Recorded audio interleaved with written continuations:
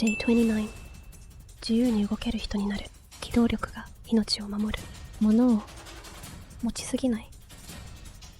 予定を詰め込みすぎない。一つの場所に縛られすぎない。重すぎるものは人を動けなくします。災害の時、環境が変わった時、今動けるか、その差が生き残れるかを大きく変えていきます。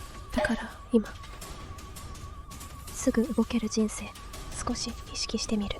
身軽さは避難する力、移動できる力、人生を立て直す力。これからの時代、自由に動ける人ほど強く生きていけます。